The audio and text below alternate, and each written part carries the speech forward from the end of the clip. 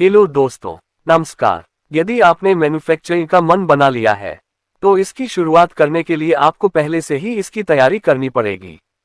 कुछ आवश्यक काम करने के बाद फिर आपको मशीनरी, पूंजी और मैनपावर की व्यवस्था करनी पड़ेगी। आपको कुछ ऐसे काम करने पड़ेंगे जो सबसे बेसिक है।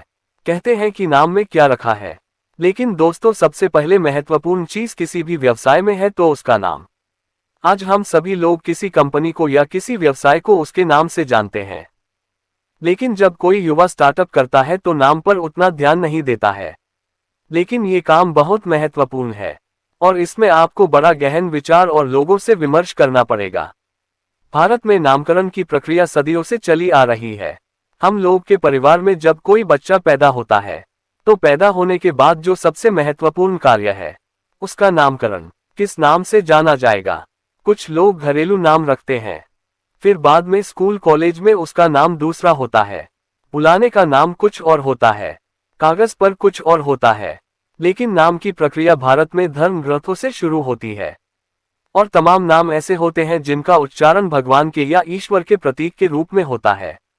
परंतु आधुनिक काल में या अभी की ट्रेंड में ये कि पश्चिम देश के प्रभाव के कारण अब बच्चों के नाम में भी परिवर्तन आने लगे हैं और कुछ अजीब सा नाम रखे जाने लगे हैं जिनका कोई शाब्दिक अर्थ नहीं होता है।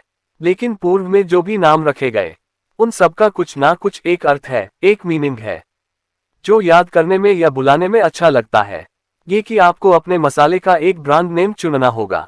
नाम ऐसा होना चाहिए जो लोगों की जुबान पर आसानी से आ सके, लोग इसे आसानी से बोल सकें और उनके दिमाग में उसका कॉन्सेप्ट याद रहे। और प्रोडक्ट से रिलेटेड उसका नाम हो तो ज्यादा बेहतर होगा। किसी भी और कंपनी के नाम से मिलता जुलता ना रखे, नहीं तो बाद में आपको प्रॉब्लम आएगी। नाम रखने के बाद आप अपने 10 परिचितों को ये बताएं और उनसे राय लें। यदि उसमें से अधिकांश लोग आपके नाम का अप्रूवल करते हैं तो आप उस नाम को आप अपना ब्रांड नेम बना सकते हैं। अब इसको आप किसी ग्राफिक डिजाइनर से मिलकर के एक बढ़िया सा लोगो बनवाएं। डिजाइन बनाने में 500 से 700 रुपीज का खर्चा आएगा।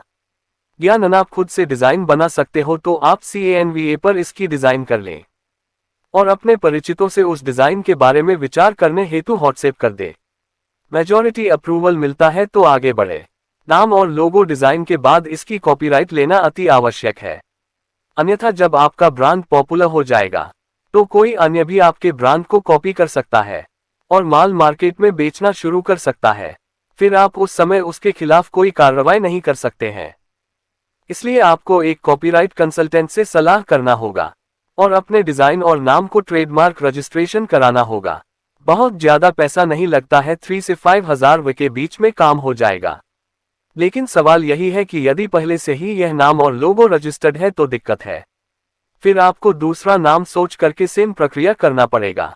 इसलिए नाम रखने के पूर्व इंटरनेट पर खूब सर्च कर ले, कहीं कोई इस नाम का कंपनी या प्रोडक्ट तो नहीं है। जब आप आश्वस्त हो जाएं तभी फाइनल करें।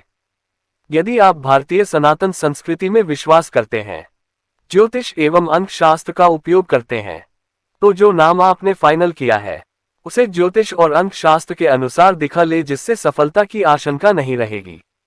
बहुत सारे फिल्मकार अपनी फिल्म का नाम ज्योतिषीय या अंक शास्त्र के आधार पर रखते हैं और उनकी सफलता इसी आधार पर होती है। यदि आपको विश्वास हो तो करें, यदि ऐसा कुछ नहीं मानते हैं तो आप फ्री हैं। अपना नाम फाइनल करें और काम करें। नाम तय हो जाने के बाद आपको एक फर्म बनानी होगी। इसकी चर्चा आप आगे की वीडियो में हम करेंगे। तब तक के लिए धन्यवाद मित्रों।